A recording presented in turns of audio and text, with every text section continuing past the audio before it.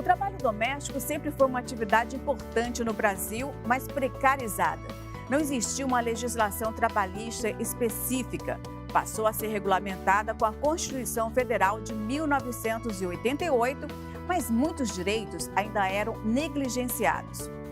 Enquanto os trabalhadores do comércio e da indústria tiveram seus direitos consolidados em 1943, as empregadas domésticas esperaram 70 anos para verem seus direitos plenamente reconhecidos. Foi apenas em 2013, com a PEC das domésticas, que a categoria garantiu os mesmos direitos que os demais trabalhadores. 10 anos se passaram. Quais foram os ganhos e os novos desafios? É o que vamos saber no programa de hoje. Então, entra na roda com a gente.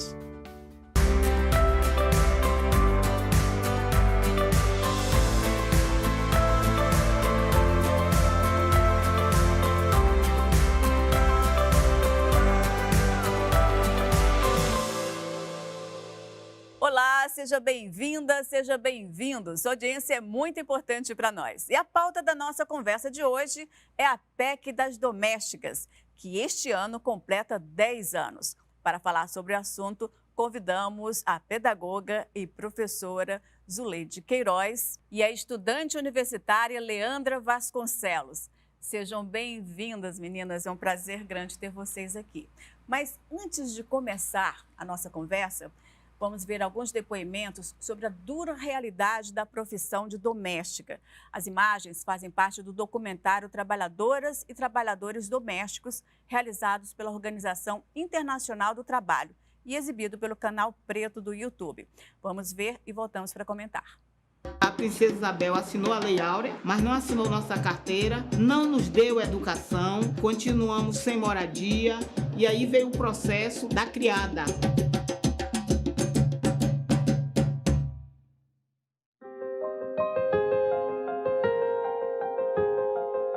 Eu sou Milka Martins, sou trabalhadora doméstica desde os 7 anos de idade. Vim do interior com a proposta de estudar.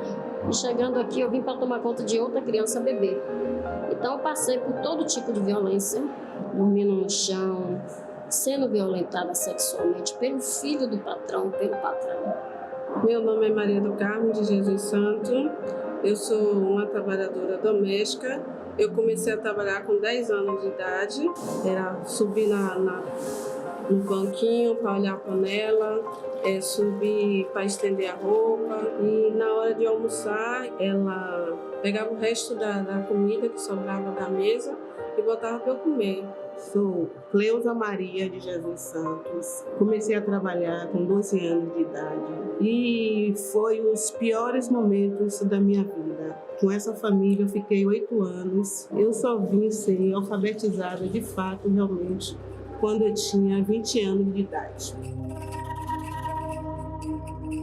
Quando negros e negras eram traficados de África para o Brasil e para outras partes do mundo, mas especialmente aqui para o Brasil, a maioria dos homens iam fazer o trabalho na lavoura e as mulheres o trabalho dentro das casas grandes, né? Onde elas eram mucamas, amas de leite, fazia todo o trabalho doméstico dentro da casa, né? Que naquela época era o trabalho escravo dentro das residências. E aquelas mulheres jovens, domésticas, sofriam todo tipo de violência.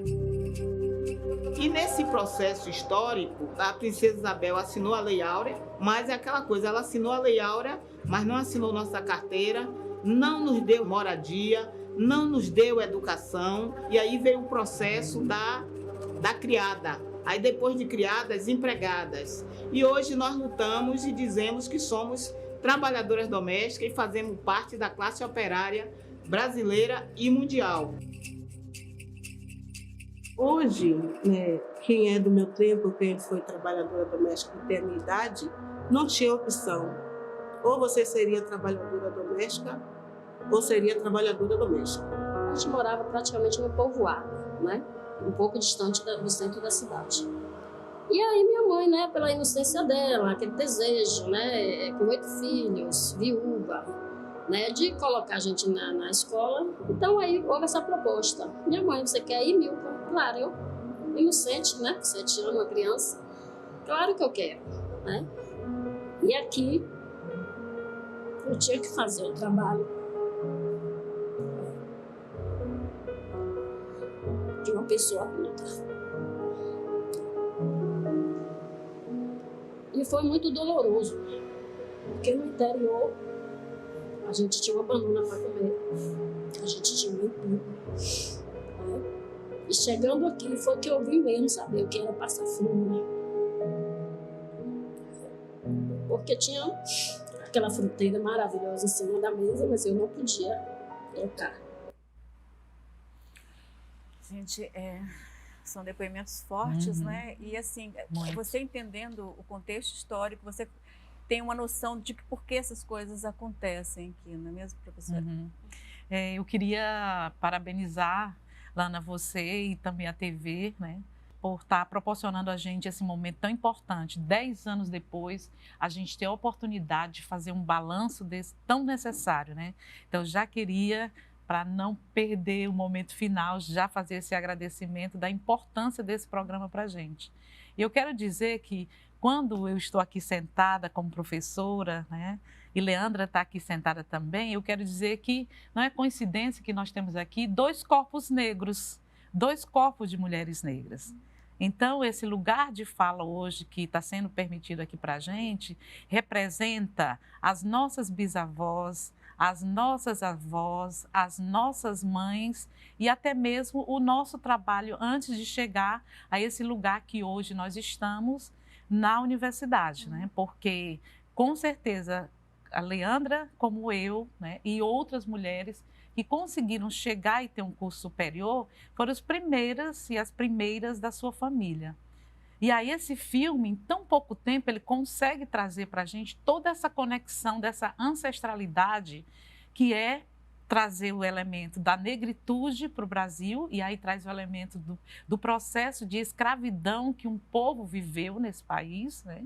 E em sua grande maioria, porque hoje não é à toa que nós temos no Brasil 54% da população dizendo que se autodeclarando negra. Então aí a gente confirma todo o processo de escravidão que aconteceu e que as imagens do filme traz aqui para a gente também sobre o que foi a Constituição do povo brasileiro. E aí a gente nem está tendo tempo, nem vamos ter, não é objeto do nosso debate aqui, é importante, a presença também das nossas mulheres indígenas que moravam nesse lugar, que tinham a sua terra aqui e daqui foram retiradas e muitas foram mortas. Mas elas faziam parte desse processo Isso, também, desse processo de escravidão elas foram também. usadas como mulheres para trabalhar em casa, como domésticas como também. doméstica elas também, foram né? exploradas dessa forma. E os quilombos que foram sendo formados como lugares de resistência eram compostos por mulheres indígenas e mulheres negras. E aí a gente tem esse processo todo de escravização, por isso que é importante a gente aqui falar do trabalho doméstico como um trabalho oriundo, que vem de uma cultura de escravização de um povo. Por que a gente diz escravização? Porque nós éramos livres e fomos escravizados, né? Então, é importante isso porque pessoas vão ver o nosso programa e dizer assim, no Brasil teve escravo. Não, no Brasil nós tivemos a história de pessoas livres que foram escravizadas. E foram escravizadas, como a gente viu no primeiro momento, na situação de ter dono. Então, eu sou negra, Leandra é negra. Provavelmente nós sejamos até do mesmo local que veio da África, né? Como a gente aqui no Ceará, a presença muito marcante dos povos oriundos do Congo. Então, a gente tem essa notícia, forma, né? A forma como aconteceu. Pois é, aí desse processo de escravidão, que é importante a gente fazer esse marcador, vem o seguinte, que o filme também, né, o vídeo que a gente acabou de ver, traz para a gente, que é um elemento que hoje para a gente é inconcebível, mas que para trás, como se considerava esses corpos escravizados, na medida que você tem a libertação dos escravos, né, pela princesa Isabel, todo mundo imaginou assim, os escravos foram libertos, mas eles foram libertos para onde? Aí é quando ela coloca, não foi dado terra para a gente, não foi dado um lugar para morar, não foi dado um lugar para trabalhar. Então, o que é que nós vamos receber quando nós vamos ser libertos? Nós vamos receber uma legislação que vai nos punir por estarmos na rua, que era o crime de vadiagem, como ainda hoje tem, né? Então, quer dizer, a gente sai da senzala, não tem onde morar e também a gente não pode ficar na rua. pedindo na rua, na calçada, na praça. Por isso que ainda hoje, a praça é um lugar de muita disputa, principalmente quando a juventude negra quer fazer uma atividade hip hop, e aí vai. Mas eu estou falando esse contexto todo aí, porque aí a gente traz a escravidão e traz um elemento que para a gente hoje, inclusive, é motivo de denúncia, que foi o trabalho escravo infantil. Se nós temos hoje um Estatuto da Criança e do Adolescente no Brasil, você diz assim, poxa, para que um Estatuto da Criança e do Adolescente se a gente sabe que o direito da criança é o brincar? Olha, o Brasil não sabia. Tanto não sabia que os depoimentos da Creuza, da Maria, de todas elas que falaram aqui há pouco, elas dizem, eu era criança e não tive o direito de brincar. A minha mãe teve que me entregar para alguém. Roubaram a infância, né? E não teve infância. Então, nós temos toda uma geração que vem antes da gente e que para na nossa porta, na nossa idade, eu e você que nós estamos aqui, que foi uma geração que não teve infância. A nossa geração começou a ter infância, descobriu que é infância. A infância é algo muito novo para a sociedade moderna, mas especialmente para quem é negro e indígena nesse país.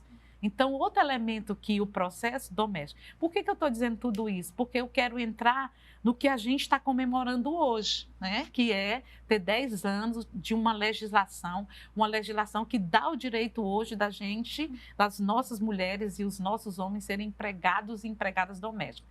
Mas eu quero já fazer uma reflexão. 10 anos eu faço uma interrogação. Por que eu faço? Porque, como você disse muito bem na sua fala inicial, você coloca que nós temos 70 anos. Quer dizer, você tem uma legislação brasileira, a CLT, que ela vem de 43. E lá atrás, essas pessoas não eram trabalhadoras? Não eram empregadas domésticas ou empregados domésticos? Eles não foram incluídos naquela lei, porque tinha toda a justificativa que era um trabalho com pessoa física e não com pessoas jurídicas, que é exatamente o comércio e a indústria.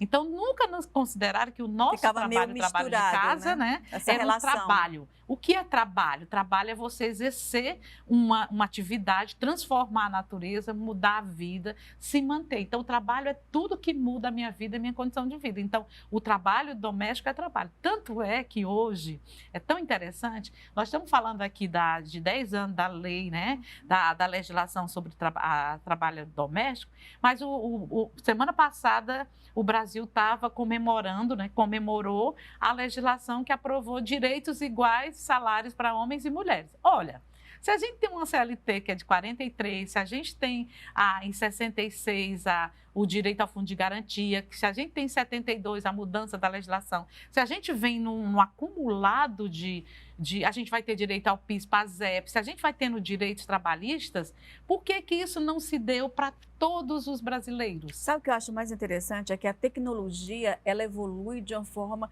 mas essas questões humanas, assim, elas levam séculos. Por exemplo, hoje ainda se discute essa questão do machismo. Isso, ainda que está tudo dentro, né? Pois é, tudo dentro. A questão do racismo, tudo isso. Então, assim, essas coisas estão começando as pessoas a ter uma clareza maior de que isso é prejudicial para a sociedade, entendeu? Mas que eram coisas que na década de 70, 80 e até 90 eram tidas como normal, fazia parte da sociedade. Então é importante que essas coisas sejam realmente discutidas, né?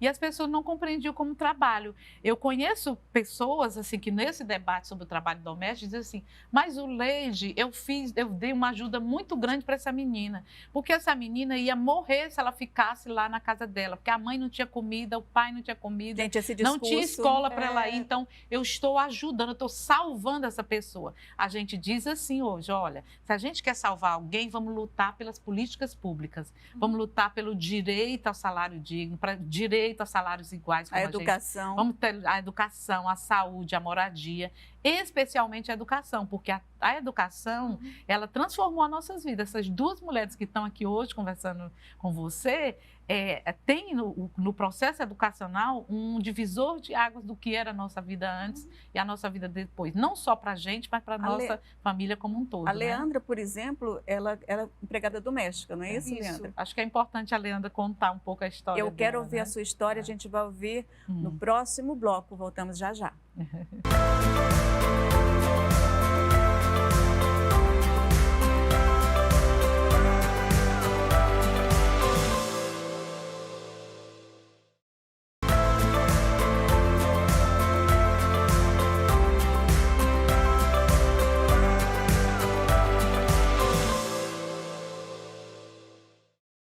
Estamos de volta com Roda de Mulheres, falando sobre os 10 anos da PEC das domésticas. A PEC mudou muito a vida das trabalhadoras domésticas, mas ainda não atinge a grande maioria. De acordo com o Departamento Intersindical de Estudos e Estatísticas, DIESE, 74% dos domésticos no país estão na informalidade, trabalhando na mesma casa, sem carteira assinada ou como diarista. Nós vamos ver agora o depoimento da Jusilene Abreu. Ela é diarista e está no lugar de fala.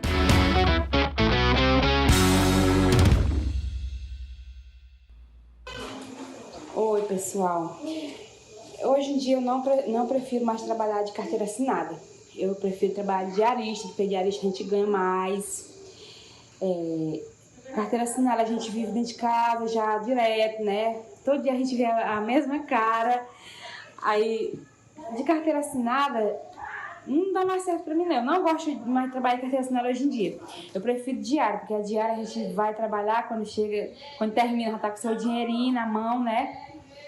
E ganha muito mais, entendeu? Carteira assinada a gente ganha um salário limpo e seco.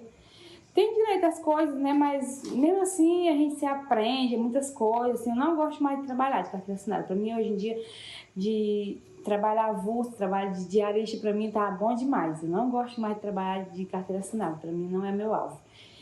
Eu prefiro trabalhar mais, que é trabalho pesado, né? Que é diária. Você chega muito cansado em casa, eu prefiro terminar e estar com dinheiro na mão do que esperar para chegar final de mês, para receber um salário limpo e seco, né? Eu prefiro trabalhar do jeito que eu estou trabalhando, de diária, do que trabalhar de carteira assinada, viu?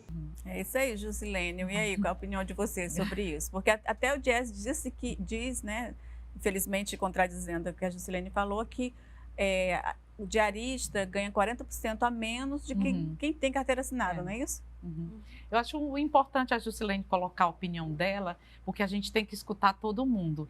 Mas quando eu escuto a Jusilene, eu fico pensando assim, hoje a Jusilene está cheia de saúde, falando aqui para a gente, como ela está aqui agora nesse momento, mas eu fico me perguntando se amanhã a Jusilene adoece, ou de Covid, ou gripe, ou o filho dela adoece, ou um parente, a mãe, porque nós mulheres, nós somos cuidadoras, todas nós, né? Nós estamos no nosso espaço de trabalho, como professora, como médico, mas no final das contas, a responsabilidade da casa fica com a gente. E aí eu pergunto para a Jusilene, o que é que você faz? Você vai ter alguém para ajudar você a cuidar, a ir para o médico, a cuidar de você, a cuidar da sua família, quando você para? Porque a diarista tem esse problema, você não recebe quando você não trabalha. E quando você diz assim, eu tenho um salário limpo e seco, mas aí você tem os direitos garantidos, que é o direito a tirar a licença, o direito a receber suas férias, o direito a receber o 13º, né? Se o salário é muito baixo, é sim. E a gente deve lutar para que o salário melhore. Mas a nossa grande preocupação quando a gente luta pelos direitos trabalhistas é porque a gente pensa nesse trabalhador pleno, capaz de ter saúde e continuar muito tempo a sua vida. E a situação do trabalho diário já nos trouxe muito problema. Quando a gente olha na situação da construção civil, quando a gente olha na situação toda de informalidade, como você colocou muito bem, Lana, a gente vê os prejuízos da situação desse trabalhador, especialmente quando a gente fala somente de um item, que é o item saúde. E se a gente for falar do item, quem cuida de você? Você chega em casa. Agora, eu compreendo a situação dela, porque é o seguinte, a trabalhadora doméstica, voltando para o assunto do bloco anterior, como era um trabalho que sai de um sentido de escravidão para um trabalho, entre aspas, semi-escravo, que é dormir na casa do patrão, é ter aquele quartinho menor dentro da casa, é estar no elevador de serviço, porque você não é considerado pessoa, você é algo diferenciado. Então, toda essa vida, ela está cansada dessa vida de ser o outro, de ser invisível. Porque então, da maneira como ela falou, ela tem autonomia, né? Ela pode vai para a casa dela. Volto para minha casa e eu posso escolher onde eu quero trabalhar. Pois né? Mas aí, o que passa na cabeça dela também é isso. E de tanto cansaço, né? De tanto cansaço de estar morando na casa dos outros. Porque, olha, se você, como foi os depoimentos anteriores, desde 10 anos, você é uma mulher hoje de 40 anos, de 30 anos, desde os 10 anos você morava na casa de uma pessoa, você não tinha horário para sair, você não tinha horário para dormir, você não tem o seu sossego, né? O que é você sair do trabalho e você poder tomar um banho, e conversar com uma pessoa, você jantar, você assistir uma televisão, todas no seu espaço, na sua condição. Eu compreendo o que ela está dizendo. Agora, a nossa grande preocupação quando a gente fala de políticas públicas é saber quem vai cuidar de você, Gislene, né? No caso da Gislene, se você precisar da sua saúde amanhã e nos outros dias, porque você vai precisar, você vai envelhecer e você vai precisar de cuidados na sua velhice tão necessário para todas as pessoas, né? E é disso que a gente está falando quando a gente fala de políticas públicas, quando a gente fala de salário igual, quando a gente fala de salário digno, quando a gente fala de condições de saúde como um todo. Então, assim, tem muitos depoimentos, por exemplo, como foi colocado, eu tenho pesquisado muito na universidade, porque eu trabalho com alunas de formação de professores. E muitas das minhas alunas são alunas que saem de pequenas cidades, pequenas localidades e tentam estudar. Como é que elas conseguem estudar? Trabalhando durante o dia na casa de alguém. Quando não consegue trabalho, como no comércio, na indústria, você vai o quê? Conseguir trabalhar na casa de alguém. Ou então, se você vem de uma pequena localidade, uma pequena cidade e vai estudar numa cidade maior, você precisa morar em algum lugar. E não tem residência universitária para todo mundo, não tem como você se manter, porque você ainda não tem um salário nem como diarista. Então, você se submete a morar na casa de alguém. E morar na casa de alguém significa você dividir o tempo, entrar, ter uma chave, ter uma certa autonomia. E aí, nós temos nos nossos cursos de formação de professores, principalmente no curso noturno, muitas estudantes que são estudantes trabalhadoras, ou diaristas ou trabalhadoras domésticas, morando na casa do patrão e da patroa. É o caso da Leandra? A Leandra passou por esse processo? Eu passei por um processo mais ou menos parecido, né? Eu trabalhei em 2 casas e aí eu vinha com esse processo, né, de querer dar a volta por cima, estudar. E eu fui correndo atrás disso, fazendo vestibular, estudando ali dentro dos tempos vagos, buscando leitura. Só que a minha situação foi porque, como eu sou do interior, assim que eu consegui passar no vestibular, a vaga de faculdade, o que eu tanto queria, eu acabei sendo demitida. E aí eu me vi com a mão assim... Sabe assim, com o meu chão Tirou assim... o chão. Tirou o chão. Aí era aquela situação, ou você desiste, volta pro interior, né? Ou você dá a volta por cima. Aí o que foi que eu fiz? Eu fiz uma coisa assim inacreditável. Eu saía divulgando nas redes sociais e tudo. E tentando entrar em contato com alguém. E eu fiz um negócio que até... eu lembro que a minha mãe mesmo, ela não queria, né? Porque ela ficou muito preocupada. E aí uma pessoa muito gentil, né? Que até, o nome dela é até Cristina, né? Foi assim, um momento muito difícil. Ela cedeu a casa dela com pouquíssimas condições. Ela cedeu a casa dela ali por um período para mim, até eu conseguir ali me estabilizar, me organizar. E eu fui para a faculdade, né, estadual aqui de Fortaleza, consegui realizar meu sonho, que era entrar na faculdade, estudar. E eu passei ali num período ali de 3 meses, 4 meses e fui me organizando, buscando informação. E atualmente estou fazendo um estágio em call center e eu também faço curso técnico em enfermagem, mas eu divido a minha vida nessas 3 áreas, né? Pensando no futuro, dar a volta por cima. Quais são as áreas? Você pode repetir? Você faz técnica de enfermagem? Filosofia, e filosofia na UES. Isso. Né?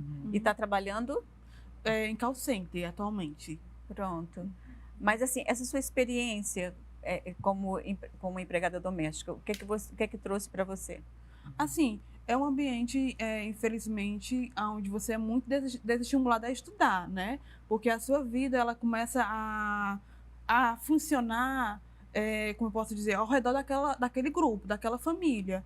E você fica meio que invisível ali, você é desestimulado. Tem a questão ainda, né, do assédio moral, que na situação em si, quando você está passando por isso, você, naquele objetivo de dar a volta por cima, de querer trabalhar, de ter independência, naquele momento você não como é que diz? Deixa passar, né? Ou até mesmo por acesso à informação. Hoje, por exemplo, como até a Zuleide colocou aqui, a questão da educação, que é muito importante para a gente, eu sei, por exemplo, da questão de horário de trabalho, né, que as empregadas domésticas hoje elas têm, mesmo morando na casa, né, do patrão, ela tem um horário de trabalho dentro da CLT, né, que é garantido, que é o horário comercial normal, mas a maioria, e eu fui um caso, esse horário não é respeitado, né? Você vai trabalhando, e aí vai aparecendo uma coisa, enfim, tem muitos casos, né? Mas, assim, a minha situação em si foi uma experiência, assim, digamos, desgastante, né? Foi um pouco, assim, desafiadora, mas, assim, foram desafios que eu fui passando, né? Mas quando você trabalhou, já tinha a PEC, né? Sim. Já tinha a PEC, mas eu não tinha conhecimento. Mas também não eles pagavam e seguiam, porque assim, a PEC existiu, mas não foi assim rapidamente. As pessoas começaram começou a funcionar, as pessoas começaram a receber de acordo com a PEC, né? Teve assim, inclusive Fortaleza, nas pesquisas, é um dos lugares que está muito, né? Ainda não cumpre muito bem essas regrinhas, mas enfim. Como é que foi você? Pagaram tudo direitinho? Em relação ao pagamento, sim, né? Mas em relação ao pagamento, sim. Essa parte, Você teve carteira assinada? Não, carteira assinada não. Pois é, esse é um... Porque são poucas as mulheres, né, as trabalhadoras que é uma grande dificuldade também, né? Dificuldade. O que alegavam para não assinar a sua carteira? Pronto. Na minha situação em específico, ligado muito à questão do assédio moral, né? Eu acabei saindo de uma casa para outra. Mas, digamos que a terceira casa onde eu estava, na verdade, eu estava ali no período já completando quase 2 meses, né? Eu estava cuidando de uma senhora com Covid, cuidando da parte da casa. E eu acabei, digamos, sendo despejada, né? Devido ter passado no vestibular. Então, assim, eu vejo essa experiência ruim que eu tive como desestímulo para que eu desistisse, né? Como se a faculdade não fosse o meu lugar, né? O meu lugar, na verdade, fosse sempre ficar ali, sendo invisível, digamos, ali, né? Dentro de uma cozinha e fazendo esses serviços. É uma forma de poder também. Você impedir alguém de ter educação, porque a educação liberta. Né? Porque através da educação você começa a reconhecer os seus direitos, você evolui. Então, assim, acho que é uma forma de domínio também, você retirar a educação para que você possa ter poder em cima daquela pessoa, né? Você falou sobre a questão da Covid. Esse período de pandemia foi um período assim muito de muitas demissões, difícil, né? Para essa categoria. Foi uma situação assim delicada para todos os grupos, né? Eu diria assim. Mas foi desafiador, como acredito a maioria dos grupos de profissões. Eu acho que o grande diferencial, Leandra, é o seguinte: a Covid-19, existe até uma expressão que as pessoas dizem assim: todos nós estávamos na mesma tempestade, no mesmo barco. Eu digo assim, nós poderíamos até estar na mesma tempestade, poderíamos estar até no mesmo barco, mas nós não estávamos no mesmo lugar do barco. Né? Por que eu digo isso? Porque as empregadas domésticas e os empregados domésticos sem carteira assinada, diaristas, como a nossa colega falou há pouco, eles foram chamados e dito assim: amanhã você não vem mais. Quando você é diarista, que eu digo assim, amanhã você não vem mais, o outro dia, como você come? Como você se desloca? Como você compra um remédio? Né? Como você paga o aluguel? Como você cuida das crianças e dos idosos? Você não tem.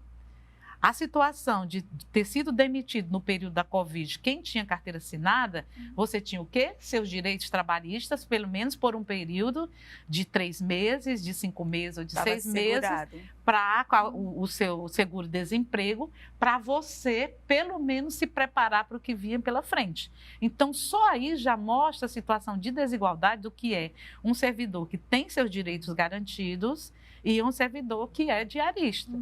Né? E no Ceará foi muito o que aconteceu. E é tão interessante, Lana, que o primeiro caso de morte de Covid-19 no Brasil, é importante a gente lembrar, foi de uma empregada doméstica no Rio de Janeiro. E ela pegou de quem? Ela saía de uma pequena localidade do Rio de Janeiro e se deslocava para um bairro nobre do Rio de Janeiro. Ela vai pegar de quem? Dos patrões dela que vinham do período do carnaval da Europa e voltam com a Covid, e ela frequentando a casa porque tinha que cuidar da casa e dos patrões, ela pega a Covid. Quando ela adoece, ela volta para a casa dela, para o local que ela morava, de muita pobreza, né? Correndo risco a toda a família dela levando, porque inclusive a movimentação da situação da Covid, ela vai sair de um determinado bairro aqui no Ceará, saiu da Aldeota, aqui em Fortaleza da Aldeota, para os bairros periféricos. Por quê? Porque os empregados domésticos saíram dos bairros periféricos para trabalhar nas casas onde eles eram e são diaristas hoje, né? E aí esse movimento desses corpos em ônibus, no trem, nos lugares, né, se aglomerando dentro de um ônibus lotado, a população foi sendo contaminada. Aí, qual é a situação trabalhista que a gente vem aqui quando a gente fala da importância de ter a legislação? É porque a pressão também na época era você morre, mas você não pode perder seu emprego. Né? Você não pode perder seu emprego. Ainda tinha essa situação, né? Tinha essa situação gravíssima. Muito grave, muito grave. A gente sabe de N casos. Nós que acompanhamos esse período, as mulheres, que nós trabalhamos com acolhimento às mulheres em situação de violência, além da violência doméstica que já existia e que acomete 86% das mulheres, a gente vivenciou a situação do aumento da violência doméstica, a violência a partir do que a gente vai caracterizar pela Lei Maria da Penha, pela Lei do Feminicídio. A gente começou a ter essas violências e assédios no trabalho, que foram essas demissões, esses afastamentos, sem um mínimo de direito. Olha, se você é diarista, hoje você recebe R$150, R$200 pela diária. Amanhã você não vem mais. Pronto, sim. E aí, como é que eu vou viver amanhã sem esses R$200 na minha mão no final do dia para eu viver? Não tem mais. Então, aí foi quando nós fomos lutar, e é importante esse momento, para quem está nos escutando, compreender, por exemplo, como é importante a representação nos espaços de poder. Porque quando a gente foi discutir o auxílio emergencial, que as nossas mulheres deputadas, né, especialmente as mulheres deputadas negras, pouquíssimas que estavam lá no Congresso, disseram assim, precisa ter um diferencial no auxílio emergencial, porque a maioria que está nesse processo de desemprego, né, nós vamos encontrar, são mulheres negras e mães solo. Então, por isso que precisava de um auxílio emergencial diferenciado, como hoje a gente tem, né, também um auxílio emergencial para aquela mãe que cuida sozinha dos seus filhos. Então, cada criança, a mãe recebe hoje R$150 a mais. Naquele período da Covid, era de R$600, era o auxílio emergencial, até 1.200, dobrar, né, ou 1.800, dependendo da quantidade de crianças ou de quem ela cuidasse. Então, é só para a gente entender como é uma rede de necessidade de políticas públicas que a gente não compreende, porque quem estava no período da Covid, por exemplo, diz assim, eu tenho que me trancar, o governo está dizendo que eu preciso trancar, não vai ter mais feira na rua, não vai poder mais vender, a mulher não vai poder mais vender o bombom, não vai poder mais sair de casa, e aí ninguém perguntou o que é que ela vai comer até chegar o auxílio emergencial. Sabe quem comeu, minha amiga? Só comeram porque nós fomos fazer movimento de bairro, de associações, igrejas, né? Grupos de boa vontade que foram fazer atividades de cestas básicas, né? Para poder essa consciência política. É muito importante de saber como é que você vai escolher os seus representantes, né? Que muita gente ainda está... Mas a gente vai falar sobre isso no próximo bloco. Voltamos já já.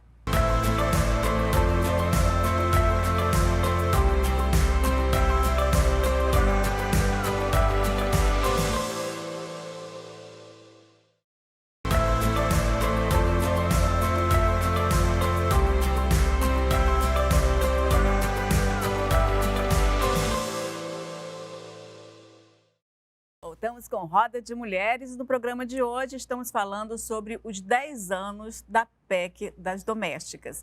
E eu pergunto aqui para a Roda, gostaria que vocês avaliassem um pouco esses 10 anos da PEC, o que poderia ser mudado, né, e quais são os desafios, na opinião de vocês.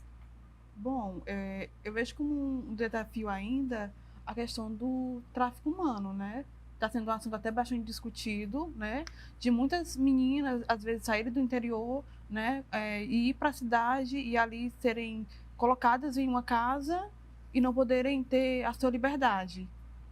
Que tem muita essa questão ainda. Então, falta mais política pública de forma mais rigorosa nessas áreas também, né? E também a questão da informação, porque a informação ela ainda é precária. Acho que são os 2 pontos em relação aos direitos, né, de como fazer e de como recorrer a esses direitos também. Que são os trabalhos domésticos análogos à escravidão, né? Isso. Que infelizmente vários casos estão aparecendo, né? E as pessoas precisam realmente ficar bem atentas com relação a isso. Caso até teve uma senhora que passou vários Mais de anos, 20 anos, 20 anos vivendo. A maneira como essa senhora, gente, dava uma dó. Eu fico imaginando como é que um ser humano trata um outro ser humano dessa forma, né?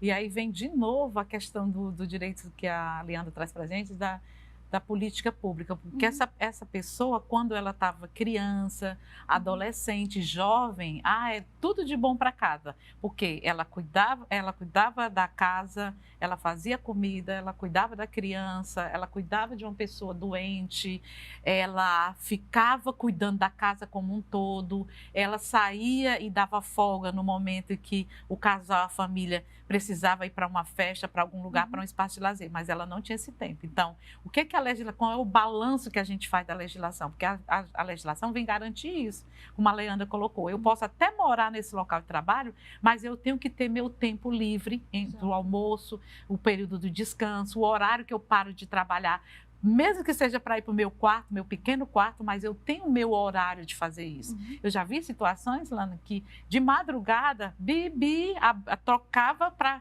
esta mulher ou esse homem e abrir o portão na hora que as 10 ou as 4 pessoas, as 3 pessoas da família resolvessem chegar. Então, assim, você não tinha hora de trabalho. E a legislação, com a legislação, né, você vai garantir isso. E aí, mas a Leandra traz um ponto para a gente muito importante. A gente passou tanto tempo nesse trabalho escravo e semi-escravo, que pouca gente, mesmo nós estejamos 10 anos depois, muita gente não conhece os direitos trabalhistas do empregado e da empregada doméstica. E o que a gente vê muito nas redes sociais é a crítica das pessoas dizendo assim, depois que essa lei veio, ela tirou o trabalho de muita gente. Eu acho assim muito perigoso quando as pessoas fazem essas afirmações, como querem dizer assim, agora, já que você tem que pagar tantos direitos, tantos impostos, quem é que vai contratar uma empregada doméstica? Aí eu vou dizer, quando você vai trabalhar na indústria e no comércio, não só pode contratar você, quem pode fazer isso? O governo não garante dar isenção fiscal, isenção de determinada forma para que a empresa possa se movimentar e criar novos espaços de trabalho, do mesmo jeito tem que ser com Mas é uma todos os garantia trabalhadores. também para o empregador, né? Acho que vantagem para os dois lados. Exatamente, você coloca no seu imposto de renda, você tem lá toda a legislação benesses, que né? É porque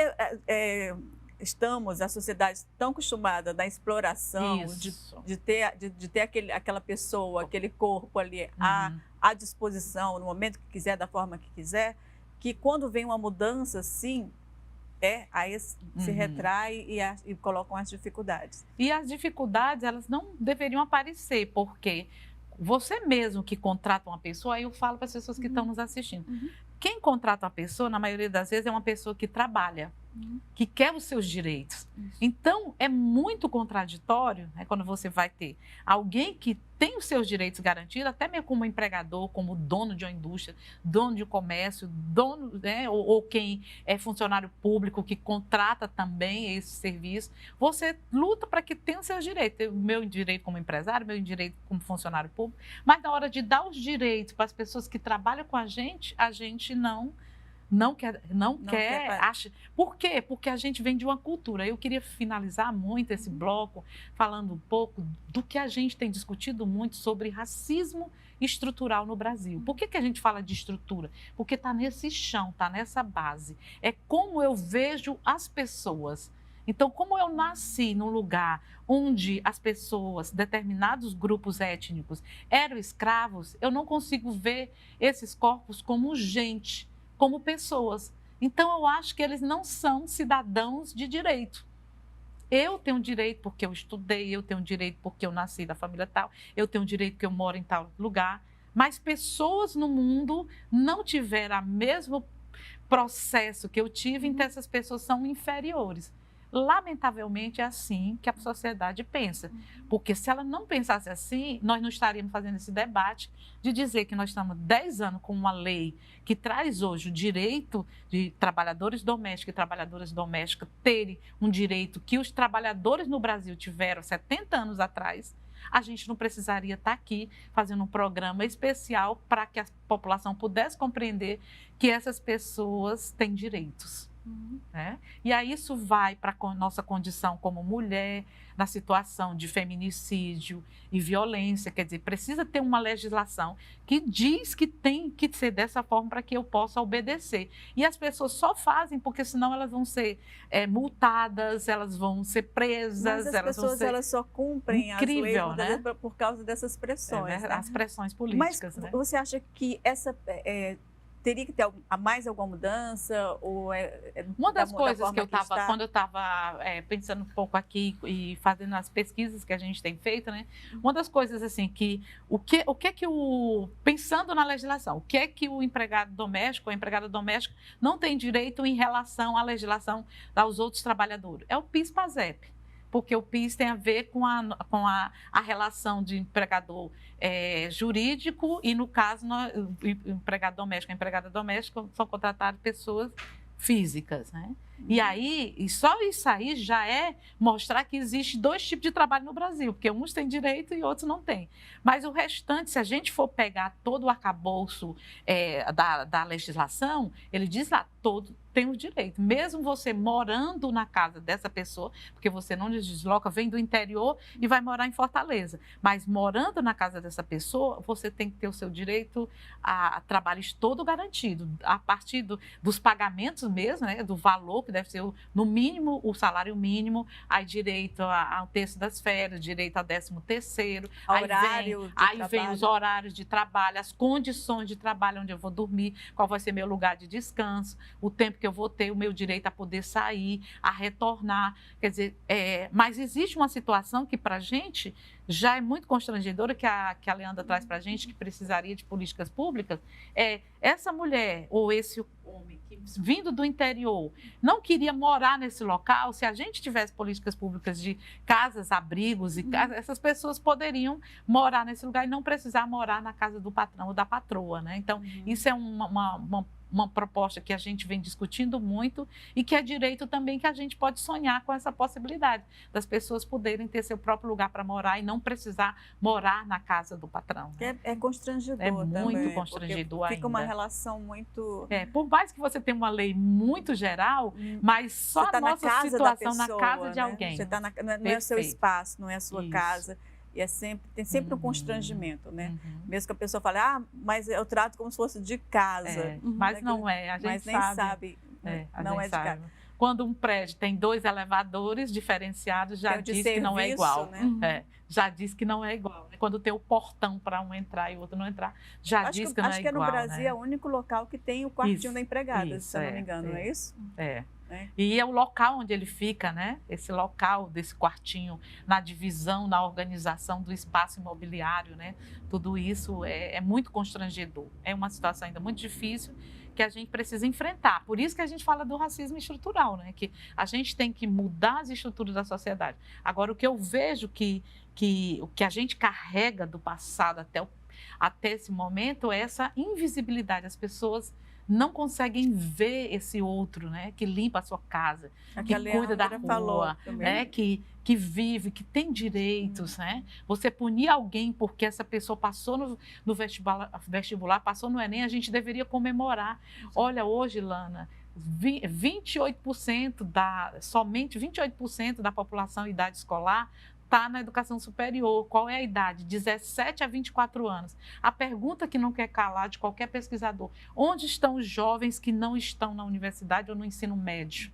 Aí a gente vai entender o encarceramento em massa, a gente vai entender a morte da juventude negra nos grandes centros urbanos. A gente vai ver que nós estamos vivendo uma futura geração que não vai ser geração, né, que não vai gerar produção, desenvolvimento, esperança nesse país. Então, assim, se a gente não pensar nessa engrenagem que é o mundo, quer dizer, quando eu cuido da creche, da pré-escola, quando eu tenho uma professora qualificada, cuidando dessas crianças para que essas mães possam ir trabalhar, eu estou gerando aí toda uma rede. Tem uma teórica chamada Angela Davis, que ela diz assim, quando uma mulher negra se movimenta, toda a estrutura da sociedade se movimenta com ela. De quem ela está falando? Ela está falando das empregadas domésticas, porque elas que acordam de madrugada, deixam sua família estruturada e vão muito cedo cuidar da casa de outra mulher. E aí ela diz, por isso que ela movimenta toda a estrutura. E aí essa outra mulher possa se movimentar, sair para trabalhar e sair com o café da manhã tomado, seus filhos com a roupa engomada, ir para a escola, seu companheiro ir para o trabalho, por exemplo. Hoje a gente discute muito o movimento feminino e que a pandemia colocou para a gente o trabalho não pago. Quando você sai de casa, Lana, o que é que você faz para vir para cá? Você tem toda uma atividade no seu lugar de trabalho que isso não é pago. O capital se apropriou dele, porque você chegou aqui pronta para fazer essa entrevista com a gente. Mas a louça que você lavou, a criança que você mandou, o seu pai que você cuidou, a ligação telefônica, o cuidar da sua casa, não está embutido, que é trabalho, não está embutido no teu salário para tu chegar até aqui. Com certeza. E a gente tem discutido que é uma muito outra, isso. Não, é uma questão muito importante, né? Porque muito. É trabalho. É trabalho. Você saiu daqui e no período da pandemia, até os homens expediente. reconheceram isso, porque eles voltaram para casa e tiveram que trabalhar com as suas companheiras, com seus familiares. E aí, falando um pouco aqui para os homens, não é ajudar em casa.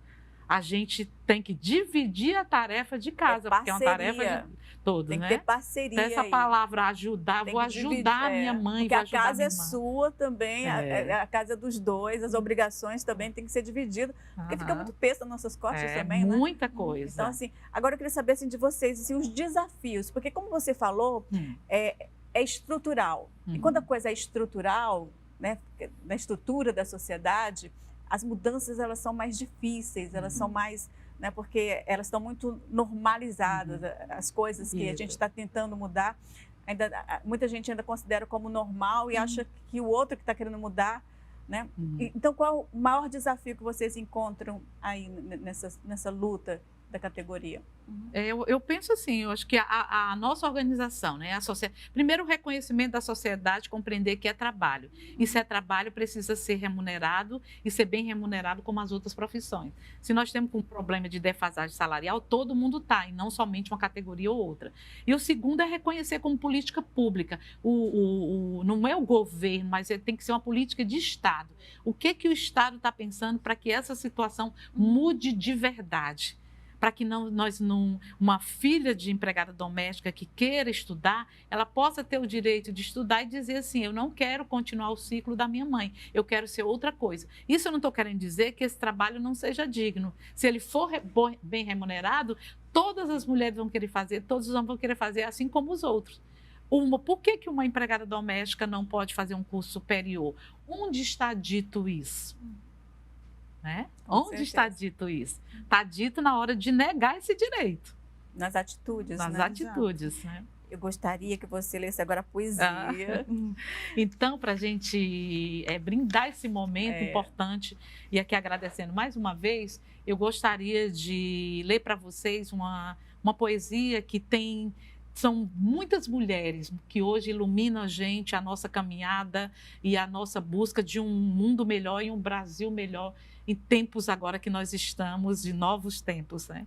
E aí a Conceição Evaristo, uma mulher negra, literária, professora, e hoje que vendendo livro em todo o mundo, né? E especialmente aqui no Brasil. Maravilhosa. Ela tem uma poesia que resume muito esse nosso momento, essa nossa roda, que a poesia é intitulada Vozes Mulheres. Ela diz assim: a voz da minha bisavó ecoou criança nos porões do navio.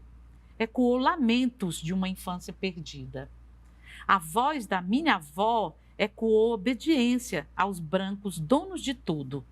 A voz da minha mãe ecoou baixinho revolta no fundo das cozinhas alheias, debaixo das trouxas roupagem suja dos brancos pelo caminho empoeirado rumo à favela.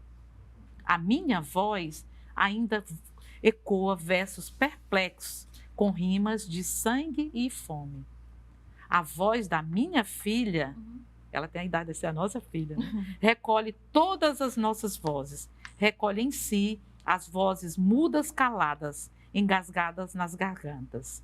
A voz de minha filha recolhe em si a fala e o ato, o ontem, o hoje, o agora. A voz da minha filha se fará ouvir a ressonância, o eco da vida, liberdade. Maravilha. Muito bom. Muito obrigada. Melhor maneira de encerrar o programa maravilhoso. Você tem mais alguma coisa para falar, Leandra? Não, só agradecer mesmo pelo convite e eu espero que isso aqui seja um espaço para mais discussões, né, ligadas a esse assunto, né? Isso é muito bom de Estamos poder estar... aqui, na hora que você quiser, pode sugerir a pauta, que esse espaço é seu também, né?